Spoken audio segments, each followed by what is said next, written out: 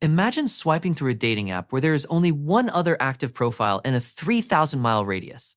The room is pitch black, freezing cold, and the pressure is high enough to crush a luxury sedan into a soda can. When you finally meet this person for a first date, you lean in, bite them on the flank, and your mouth permanently melts into their skin. Your blood vessels connect to their bloodstream, your eyes shrivel up, your stomach dissolves, and you spend the rest of your natural life as a living, breathing flesh backpack whose only job is to provide sperm on demand. That is not a deleted scene from a sci-fi body horror movie. That is just an average Tuesday night for a deep-sea anglerfish. Now, if you ask most people what an anglerfish is, they will picture the classic movie monster, a gigantic pitch-black nightmare fish with dagger teeth and a glowing lantern dangling over its forehead like a cursed fishing rod. But here's the secret that biology classes usually gloss over. That terrifying monster is always a female. If you are a male deep-sea anglerfish, your life is an entirely different genre of misery. To understand how things got this weird, you have to understand the neighborhood they live in. Deep-sea ceratioid anglerfish live in the bathypelagic zone. That is a fancy oceanography term for the midnight zone, roughly 1 to 4,000 meters beneath the surface. Down there, sunlight does not exist. Plants do not exist. There is no background noise, no landmarks, and barely anything to eat. The deep sea is essentially an empty void the size of several planets stacked together. Because food is practically non-existent, the female anglerfish evolved to be an apex ambush predator. She grows massive, sometimes up to 60 times larger and literally hundreds of thousands of times heavier than the male. She hosts glowing bioluminescent bacteria inside her head lure, using it to bait unsuspecting prey out of the dark. The male, on the other hand, got dealt the worst evolutionary hand in the animal kingdom. He does not get a glowing lantern. He does not get giant dagger teeth. He is tiny, usually measuring less than an inch long. He looks less like an apex predator and more like a sad, deflated tadpole with giant googly eyes and an enormous pair of nostrils. And to make matters infinitely more stressful, he is on a strict biological countdown from the moment he hits adulthood. In many of these deep-sea species, the male's digestive tract literally does not function after he matures. He cannot hunt. He cannot stop for a snack. He is born running entirely on stored energy, basically a tiny packet of liver fat, and he has just a few weeks to find a mate in a pitch-black abyss before his battery hits 0% and he starves to death in the dark. Finding a mate down there is statistically comparable to dropping you in the middle of the Sahara Desert at midnight with a blindfold on and telling you to locate one specific grain of sand. If he misses her, his bloodline ends. So, what does he do? He uses those massive nostrils to track the faintest chemical trail of female pheromones floating through the current. He navigates the void like a heat-seeking missile powered by pure desperation. And the second he spots that faint ethereal glow in the pitch-black water, he does not hesitate. He does not take her out for drinks. He swims up at maximum speed and sinks his specialized hooked teeth straight into her belly. And he never lets go. At first, scientists thought this was just a normal mating bite. But what happens next is what biologists formally call sexual parasitism, and what I call the most aggressively clingy relationship in the history of the universe. The moment the male bites down, his jaw tissue begins releasing specialized enzymes that soften and dissolve the skin at the contact point. Her tissue softens too. Slowly, their flesh begins to fuse together at a cellular level. Their blood vessels extend, intertwine, and stitch themselves into a single unified circulatory system. She is now literally pumping her own blood through his veins. Once they share a bloodstream, the male realizes he does not need to pay rent on his own body parts anymore. So he just gets rid of them. His digestive system atrophies and completely disappears.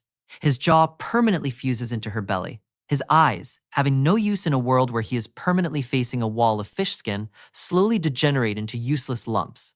Most of his brain mass and internal organs wither away until he is stripped down to the absolute bare essentials. Gills to breathe, a heart to help circulate her blood, and an oversized pair of testes. He is no longer an independent animal. He is a living, breathing, biological testicle permanently glued to the side of a giant glowing monster. Whenever the female is ready to spawn, hormonal signals in their shared blood tell him to release sperm, fertilizing her eggs instantly without either of them ever having to search for a mate again. When British ichthyologist Charles Tate Regan first examined one of these preserved specimens back in the 1920s, he was genuinely baffled. He saw this massive female with tiny little fish attached to her side, and originally thought she was being attacked by bizarre parasites or carrying around mutated babies.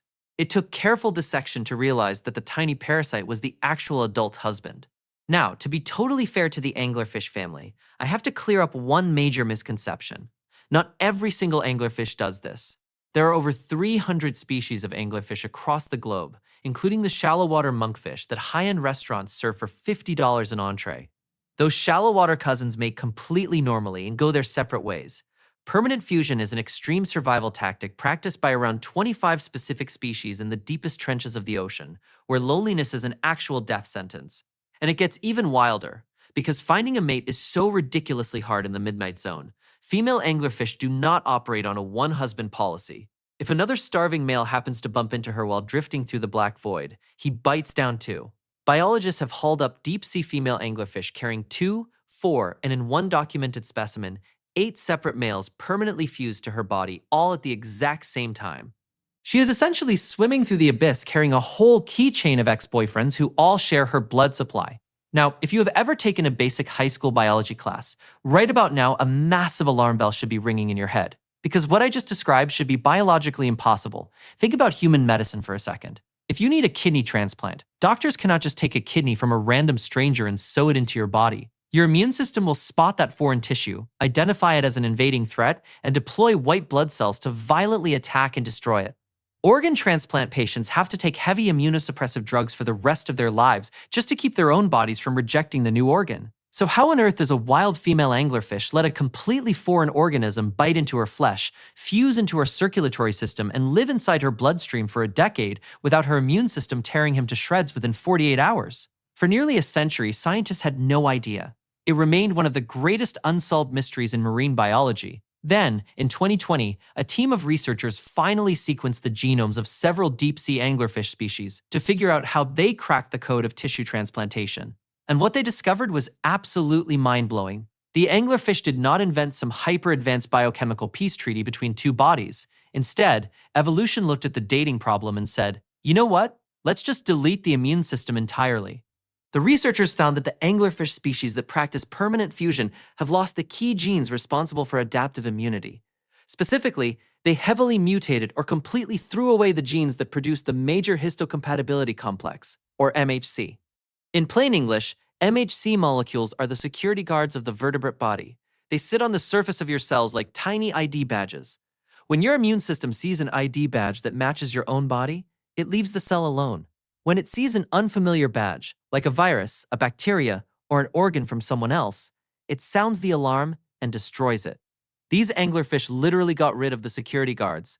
They deactivated the exact genetic mechanisms that allow a body to tell the difference between self and not self. Her body does not reject the male because her body has lost the genetic ability to reject anything. In any other vertebrate on Earth, disabling your adaptive immune system would be an immediate death sentence. You would get wiped out by the first common pathogen you bumped into.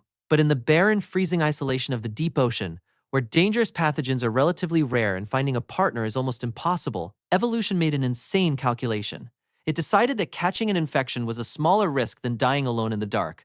So the next time you find yourself complaining about modern dating, bad first dates, or someone taking 3 hours to text you back, just take a deep breath and be grateful.